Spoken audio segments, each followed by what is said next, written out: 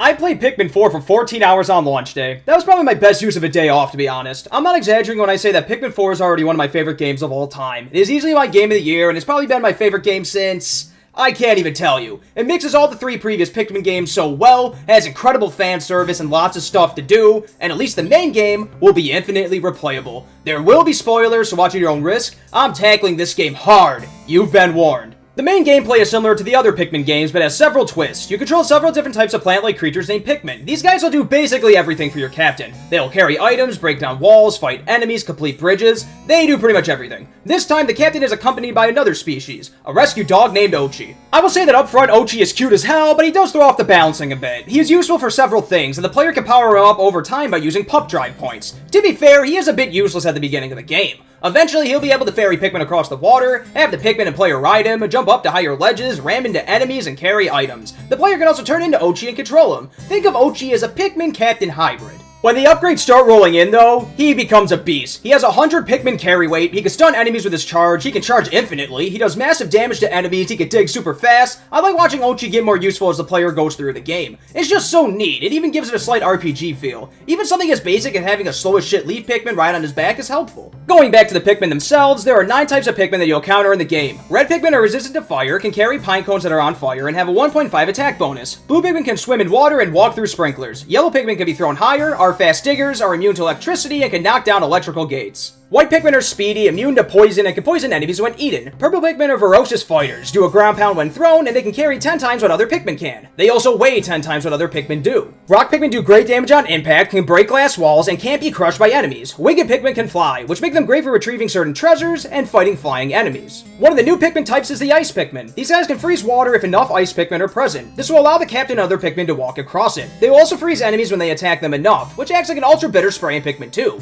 If these guys get eaten, this will fill up the freeze meter even more. They seem pretty damn good and one of my go-to types, but it should be noted that their attack strength is a bit weak. When paired with Purple Pikmin though, these guys get going. Glow Pikmin are pretty interesting. These guys can only be found in the night expeditions at first. Completing these will give the player Glow Seeds, which can be used in the main game, but only in caves. These guys are immune to all hazards to boot. They will also teleport right to the player after being idle for a bit. They also have a cool charge mechanic that will turn them into a giant ball that will stun the enemy if they hit. I'll talk more about these guys when I hit the night expeditions. There's a 3 Pikmin type limit, and I won't lie, I was a bit hesitant at first. I like juggling 5 types of Pikmin in both Pikmin 2 and 3, though it did get hectic at times. There isn't that much thinking here either, as the game will give the player a recommended Pikmin loadout every time. The devs designed each above ground levels and caves with 3 Pikmin types in mind. I still would have liked the option, especially as a post-game reward or something to see how hectic controlling all 8 types would be. The fact that the devs accounted for this accordingly kind of makes it a non-issue for me, but I've seen other people mad at it. Another twist involves the upgrades. Unlike in Pikmin 2 where they're just tied to treasures, the player will have to actually buy them. They can buy them with materials that they find around the map. The materials can also be used to create bridges, ramps, and walls to climb. I love this dynamic of having this collectible. It adds a bit of decision making. Which upgrades do you go for first? Do you buy upgrades at all, or do you just want to make sure that you can build all structures by saving up? The upgrades themselves are mostly basic. There are several for both Ochi and the player that will increase their health, as well as give them elemental immunity. One of them is a treasure gauge like in Pikmin 2. The charging horn will unlock the charge function that was originally added in Pikmin 3. Idler's alert will have all idle Pikmin come toward the captain, and the rush boost will make the captain faster. There are plenty more, and there are several cool late game and post game ones. The plucking whistle is greatly appreciated, as is a lineup trumpet, which is supposed to imitate swarm. I miss swarming in Pikmin 3, so this was great. The materials can be used to buy single-use items as well. Bomb rocks make their return, and they can be used to hurt enemies and reinforce walls. Pipit carrots can be used to distract enemies, lightning bolts can be used to stun enemies. There are plenty more, and it adds another element to the game that I didn't know that I needed. I love how the overworld levels are designed. They seem so big, but not too large that getting around is such a pain in the ass. The player can also move their base, which will ensure that you're not just waiting for Pikmin to carry items all the time. There are 6 stages total, and I'll cover each of them briefly. The Sunspeckled Terrace is an excellent first stage. Something that I should note is that the Pikmin limit isn't 100 automatically this time around. The player will have to collect Flowerlick to increase the number of Pikmin that can be on the field at once. I mention this because the Sunspeckled Terrace takes this into account. It's a bit smaller than all the other stages, and that's to make up for the lack of Pikmin on the field. The stage itself has 34 treasures, which 14 of them are above ground. It also has 5 caves as well as a Dandori challenge and a Dandori battle. As it is the first stage in the game, it does have that feel of a tutorial stage of sorts. The caves were super simple, and the layout's pretty simple as well. The player will find Ice Pikmin for the first time here, as well as Yellow Pikmin. The Yellow and Blue Onion can be found here, and I found it neat how the devs actually slipped the Blue Onion in there. It caused so much commotion during the demo. People were speculating if it was even possible to get it. The Blossoming Arcadia has plenty of water and electrical fences to make sure that Blue and Yellow Pikmin get used. This one has a nice aesthetic and everything, but I found it to be the least memorable of the stages. Some sprinklers around the map will freak out Pikmin that aren't Blue Pikmin. These can be turned off by building a faucet with some materials. This will turn off the sprinklers, which will allow other Pikmin to walk in the vicinity. At least there are baby Snagrets here. Their Serene Shores has an awesome gimmick. The stage is flooded with water, but when the day is half over, the stage will dry up a bit. I love the aesthetic here so much. The sand just looks so good, and I love how one section of it is just a giant-ass sandcastle. Just be careful when going up there. There are plenty of cannon beetle larvae that will shoot boulders at you. The 3 recommended Pikmin types here are blue, ice, and purple. But let me tell you, the blue Pikmin in particular, they just run the stage. There is so much to do underwater, especially before noon. I love fighting enemies and pulling the camera down underwater. It also affects the music. I like pointless shit like that too much. There are also plenty of fish and other aquatic enemies that live here. Enemies like the water dumple, pearly clamp, yellow woollywogs, and the like. Between the visual style, theming, water drying up, and enemies here, I love this stage. The Hero's Hideaway is what I'm talking about. I've always wanted to see Pikmin interact in a human home for some reason. The sense of verticality is also so cool. I love how fans blow the Pikmin out of counters, stools, and tables. Olimar's dog named Moss can be found here as well. This asshole will try to collect the player's Pikmin and run away with them. She can't be killed, but she can be knocked out for a bit. The player can also find the Ice Onion here. This area is so big. I remember that I only completed 3% of it during my first day. Leafling Olimar is found here, and the player can rescue him once they beat him in a Dandori battle. This one may be my favorite stage of the game. It's so unique from the other ones. It also has some great caves such as Frozen Den, Plunder Palace, and Doppelganger's Den.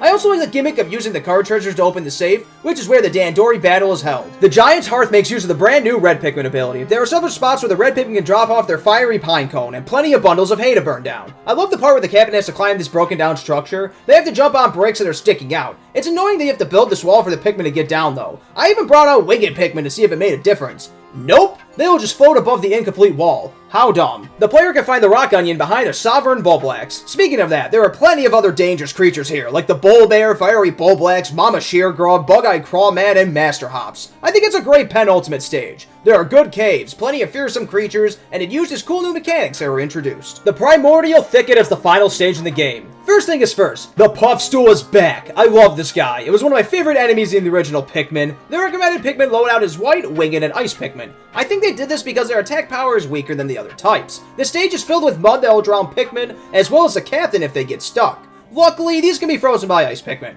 Poisonous mushrooms are also scattered around the stage. It contains a ton of post-game content. There are 15 above-ground treasures, 74 cave treasures, 8 rescues, and 3 onions, including the Winged one. There are several ferocious enemies like the Baldy Longlegs, Grub Chucker, Bog Swallow, and Flighty Joustmite. It is also home to the final cave, Cavern Fur King. Speaking of that, the caves are back. I know the caves were a divisive addition to Pikmin 2, and I honestly don't think that's going to be any different here. I've already seen some disdain towards the caves. I'd argue that the caves are more evolved than the one in Pikmin 2. There are also no more pseudo-randomly generated sublevels. All of these are meticulously designed and will be the same every single time. I can see the argument that pseudo-randomly generated sublevels are better for replayability, but I don't know, I really like the caves here. Some shoutouts include the Engulfed Castle. This is a nice homage to the Submerged Castle in Pikmin 2. The water wraith will drop on each sublevel the player takes too long, and it can't be killed until the player gets Purple Pikmin, which will finally show up on the final sublevel. Too bad the Bulbmin don't make a reappearance, but I love seeing a new coat of paint on my favorite cave in Pikmin 2. The Sub-Zero Sauna will introduce the player to White Pikmin, but there is a different mechanic that I think is interesting. Since it is frozen, this will make all the Pikmin that aren't Ice Pikmin get cold. This will stop them in their tracks for a bit, and so it will be harder to get tasks done. Luckily, Ochi's fur will keep them warm.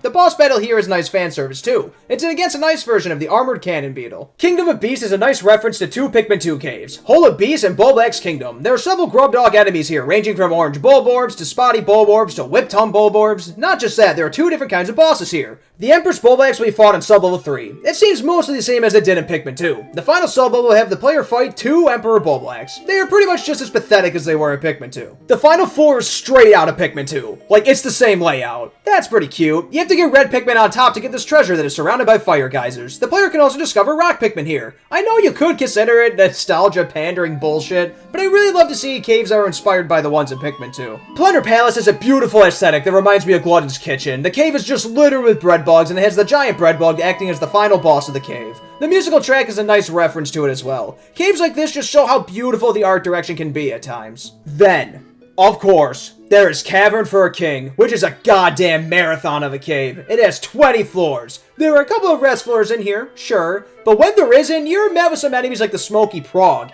Another sublevel has a Sovereign Bullblacks, which is just a bigger and stronger Emperor Bullblacks. Another sublevel has a rematch against the Empress Bullblacks. Another sublevel has 2 Water Wraiths. Now that I think about it, this is pretty much just a play on Holy Heroes from Pikmin 2. It all ends with a boss fight against the Ancient Sirehound, who is controlled by no other than Louie. That piece of shit. This boss fight has several segments, and the final stage is just brutal. It will shoot out fog that will instantly kill any Pikmin that touches it. I wasn't expecting a final boss like this. It's just so weird to me. Earlier stages of the fight will focus on a specific hazard. To take the boss down, the player have to throw a Pikmin at its tail while it's attacking. There are other great caves in the game, like Below Grade Discotheque, Ultimate Testing Range, and Dream Home, but if I don't stop covering the caves now, I never will. It's worth noting that time will still flow when the player is in a cave, but it'll only be by 1/6 of the speed. The game will also allow the player to pick their squad at the entrance of the cave. When returning to a cave, they can also now pick a specific sublevel they want to go to. Overall, I like the retooled caves, but I can see the lack of pseudo-randomly generated stuff bothering some. The Dandori challenges and battles are so much fun. Going for platinum in these is seriously addicting. It's like crack. I've seen some people compare these to the mission mode challenges in Pikmin 3, and that ain't an issue. To get a platinum medal in these battles, you have to beat the opponent by 100 points. To get them in challenges, you have to collect everything before the time runs out. Something interesting about these is the fact they tie right into the main story.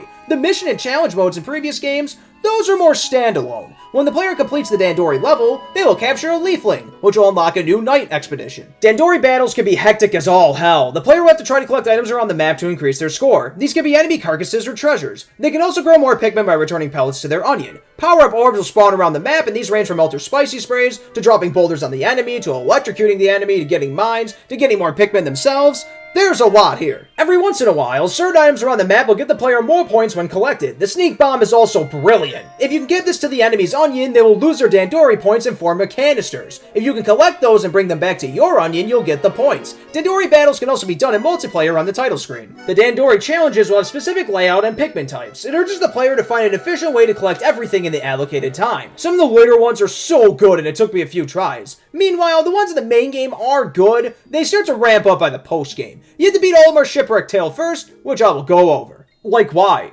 Why did they do this? Here, you play as Olimar and you have to collect 30 ship parts in 15 days. They didn't have to do this. They knew that they didn't have to do this. Well, what was in the base game was enough. This is seriously such an awesome bonus. It uses the same levels as the main game, but this is still so cool. It took me roughly 2 hours to complete it once, but I can see this mode being replayable as all hell. Like in the original Pikmin, there was a results screen at the end that shows how the player did. This mode might honestly be as replayable as the original Pikmin. But guess what? After that, there is still more to the game. After beating Olimar's side mode, Olimar mentioned that he saw a cave right in the rescue core space. This cave consists of 10 Dandori challenges that are brutally difficult to get all platinum medals in. What's cool about these are the winning conditions. A couple of them will have the player get all treasures, another couple will have the player kill all enemies, one of them requires the player to get enough materials, and 2 of them will have the player retrieve the purple and white onions. You heard me right. The purple and white onions are finally a reality. It makes getting that 1,000 Pikmin treasure not a big of a deal now. I cannot stress how good some of these challenges are. These are called Trial of the Sage Leaf. The snow problem took me a good few tries. The player will have to use the new red Pikmin ability and warm up the place with fiery pine cones. In order to win, the player will have to get all 45 pieces of material and make a ramp. This ramp will lead to the Leaf Sage. Once I found a methodical way of doing things, I was able to get a platinum, but that took me a bit. Dig Deep is another one that took me a good few tries. The player is given ice, white, and yellow Pikmin. You really have to consider their strengths here if you want to get the platinum medal. Have yellow Pikmin dig, white Pikmin carry stuff, and ice Pikmin freeze floating enemies. At least the Dandori Seas was much kinder. The player has to use both blue and winged Pikmin to carry back all the treasures. The white key will give the player white, rock, and winged Pikmin. Again, you have to consider the strengths of each Pikmin type to get the platinum medal here. This is a recreation of a sublevel in Pikmin 2, and the objective is to find the white onion and transport it back to the ship. To reach it, the player will have to return 9 other treasures first. Ochi can cheese this one a little bit. There are definitely a few jumps that I don't think the devs intended him to make, so once you figure that out, this one's not too bad. One fell jump will give the player 5 purple Pikmin, and they'll have to kill 99 enemies, which mostly consists of Boborb larvae. This one took me longer than I care to admit, honestly. Turf Turmoil will start the enemy with rock Pikmin, but they'll place purple candy pop buds all over the stage. The goal here is to kill all enemies within the time limit. These are tough enemies, though. The Emperor Bulblax, Burrowing Snagrid, and Foolix all make an appearance. They save the best one for last. In the Purple Key, the players return the Purple Onion. A water wraith will drop from the sky, and there are plenty of diverging paths. It's up to the player to find the most efficient path to the end. Finding an efficient path just took so long. The player has to be quick on their feet and consider the positives and negatives to each path. It took me roughly 2 additional hours, but I finally got a platinum medal in all of these. Night Expeditions left me wanting more, honestly. I finished them all in an hour and a half or so. They're sort of like tower defense levels. The player will be tasked with keeping 1 or 2 luminals safe. The player can also activate smaller hills called Tricknolls, which can distract the creatures for a bit. The only Pikmin that can participate in these night missions are the Glow Pikmin. More can be bred by taking the Glow pellets to the Luminals. The first few are admittedly pretty basic and easy, but the later ones really start to ramp up in difficulty. There are 16 total. The later ones include tough enemies like Smoky Prog, Emperor Bulblax, Baldy Longlegs. Completing a night expedition will allow the player to revive a leafling or 2 depending on how many Luminals there were. They also get some Glow Seeds, which can be used to allow Glow Pikmin to be used in caves. The last quest involves killing and collecting enemies for Louie so he can make a dish. This is honestly kind of boring. He will tell the player what stage or cave the creatures are in, but the abundance of loading screens really kills this for me. Most of them are found in caves, and he will not tell the player what sub-level they are on. The reward is pretty cool though. The player will be able to carry items, but they'll have the carry weight of a single Pikmin. I like this because it's not that useful, so you won't be missing it for the main adventure or anything, but it's just a dumb little side thing. I've went this far and I forgot to mention that the Piklopedia is back and it's better than ever. The player can pick their Pikmin squad and interact with the enemies. This is just so goddamn cool. Olimar and Louie will give their thoughts on each creature as well. The treasure Hoard also makes a reappearance too. I love how Olimar will give a very descriptive detail, while Louie will just say a sentence or 2. Another thing that I've got to give Pikmin 4 props for is just the fan service, man. Seeing all their enemies come back in glorious HD is just so goddamn fun. Like, who the hell expected the absolute unit, the Smoky Prog, to come back? This guy will decimate any Pikmin that touches the fog following it. During the night missions in particular, this guy is a huge pain. Since this enemy was only in Pikmin 1, this was especially epic. That's not the only creature, though. The Pearly Clamp, Armored Cannon Beetle, and Puffstool all come back as well. I love seeing these guys return that have only appeared in the first game. The HD uplift makes these guys look better than ever, too. If I must throw in a nitpick, though, the Puffstool doesn't make Mushroom Pikmin.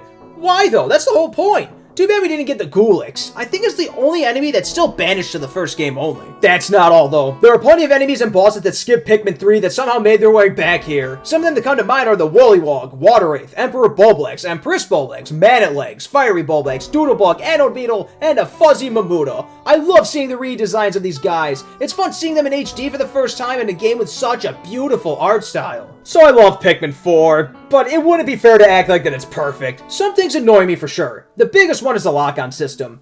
How did they screw it up so badly? It was so good in Pikmin 3 Deluxe. In Pikmin 4, the cursor is insistent on locking onto the wrong thing and staying there. It's just so frustrating trying to multitask when the cursor does this. I will keep hitting the damn trigger button so it will break off, but it just doesn't. If they updated this game to have Pikmin 3's cursor on lock-on system, oh god, I would be so happy. Another thing involves Ochi. He straight up invalidates combat a lot of the time. The best combat option 9 times out of 10 is just rush into an enemy with all the Pikmin on your back. Especially later on when you get all the upgrades, you can just take on full bosses, like the Emperor Bulblax, in just a single cycle. To be fair, Pikmin 2 had combat balancing issues as well, with the Purple Pikmin just destroying everything. Funnily enough, I think that the original Pikmin had the best combat, honestly. Enemies had larger health pools and were dangerous, but could be handled by expert players with the Swarm feature. All of the dialogue and loading screens can definitely slow down the pacing a bit. Yeah, you can skip the dialogue by hitting plus, but it still takes up time, and it happens pretty damn frequently. A lot of the time, it feels like they're stating the obvious, and it just doesn't add anything to the game. It's the worst kind of dialogue.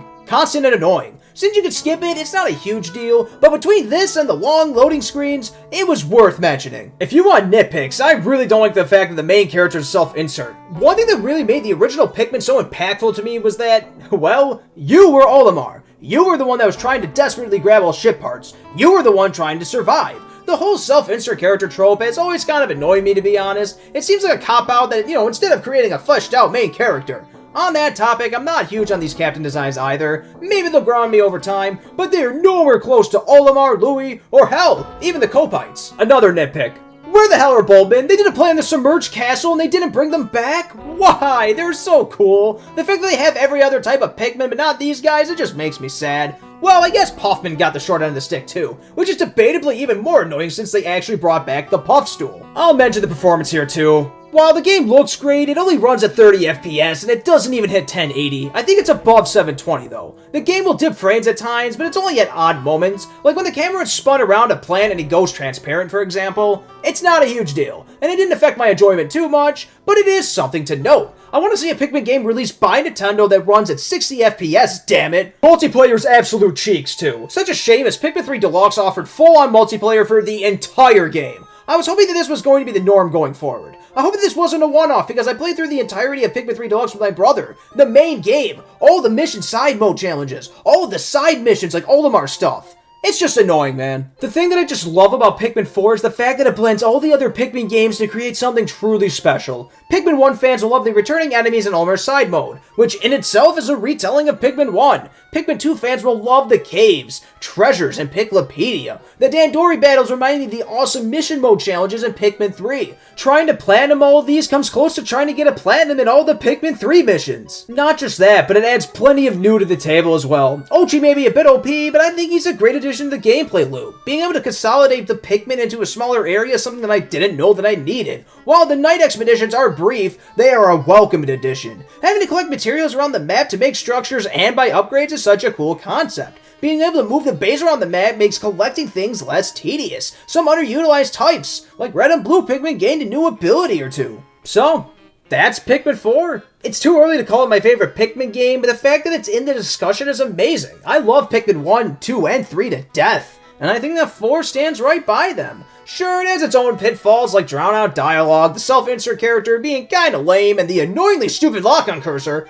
but those aren't enough to make me hate the game. It gets a strong 7 out of 7 in my book, and it will be my game of the year. It will. I'm sorry, Pizza Tower. If it was any other year, you probably could have snagged it. I can't put into words how much this game series really does mean to me. It's such a relief to see that the Pikmin franchise is still alive. I hope it doesn't take another 10 years to get Pikmin 5. If it's as good as Pikmin 4 though, maybe it'll be worth it. I'll probably make a love letter video for this game eventually, but I want it to marinate first. I want to see time go by and see how I feel about the game in a year or so. How about 2 years? It could always just be shiny new toy syndrome, but I really do think this game could stand right up against the other Pikmin games. Guys, it's only been a week and I've already played like 40 hours. Please send help.